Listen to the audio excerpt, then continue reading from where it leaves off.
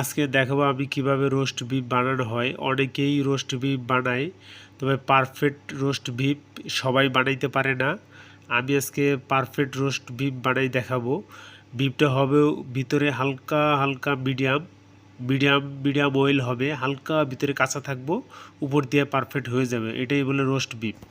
So কথা না বাড়ে চলে যাই ভিডিওতে। তার আগে আমি বিফটা পরিষ্কার করে নিছি, নেওয়ার পরে ভালো মতো বিফটা ওয়াশ করে নেবেন।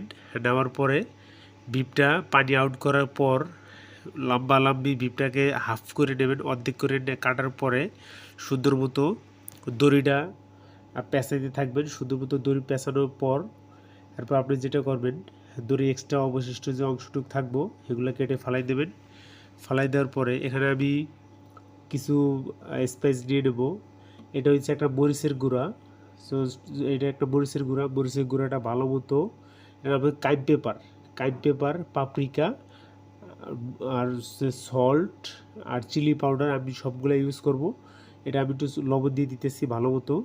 লবণটা যেন একদম পুরা ভালো মতো কষলাই তৈব। লবণটা দেওয়ার পরে ওইভাবে লবণ কম পরে দেখি আমি হাতে একটু লবণ নিয়ে নিছি, নিয়ে এবার লবণটা দিতেছি। একটু মরিচের গুঁড়া দিতে হবে ভালো মতো, পরিমাণ মতো দিতে হইব। অতিরিক্ত দিলে কিন্তু বেশি ঝাল হয়ে যাইব। তো আর একটু লবণ কম হয়েছে দেখে আমি আর একটু লবণ দিয়ে দিতেছি।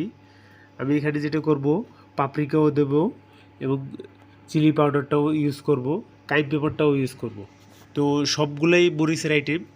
আর এখানে আমি এক্সট্রা দিয়ে দিলাম একটু অলিভ অয়েলটা দিয়া সুন্দর মতো ম্যাসাজ করে নিতে হইব। যত ভালো আপনি ম্যাসাজ করবেন ততই আপনার বিফটা অনেক সুন্দর হইব। কাজটা আপনার ম্যাসাজ করার পর যেটা করবেন, 5 থেকে 10 মিনিট জন্য একটু ওয়েট করবেন। ওয়েট করার পরে দেখবেন হালকা হালকা একটু পানি বেরিয়েছে। তারপর আপনি কুকিং করার জন্য পুরো রেডি হয়ে যাবে বিফটা। তো আমি দেখাচ্ছি আপনাদের। আমি 5 মিনিট ওয়েট করছি। ওয়েট করার পরেই আমি এখন ফ্রাই প্যানে তেল দিয়ে দিছি। তেল দেওয়ার পরে হালকা হালকা কালার করে নেবেন। অতিরিক্ত বেশি কালার করলে আপনি গ্রিলে আবার বেশি হয়ে যাইব। এর জন্য একটু সাবধানে কালার করতে হইব। আমার এই পাশে ওপাশ সুন্দর মতো দুই সাইডে ব্রাউন কালার হয়ে গেছে। এখন আমি বিফটা উড়ে ফেলাইব। বিফটা কালার করার জন্য আপনি নিচে ক্যাবেজ দিয়ে নেবেন, এটা বাঁধাকপি সুন্দর মতো সারাইয়া তারপরে আমি নিচে এবং উপরে দুই সাইডে দেবো। এর ফলে যেটা হবে, আমার সরাসরি হিটটা পড়বে আমার বাঁধাকপির উপরে, আমার বিফের উপরে ডাইরেক্ট হিট পড়বো না। এর জন্য গ্রিলটা আমার পারফেক্ট হবে। আমি 180 ডিগ্রিতে গ্রিল দিছি 20 মিনিট। ফার্স্ট 10 মিনিট পরে আমি একটু চেক করে নিতেছি একটা কাঠি ঢুকিয়ে, যে আমার বিফটা কোন পর্যায়ে আসছে, এখনও হয় নাই।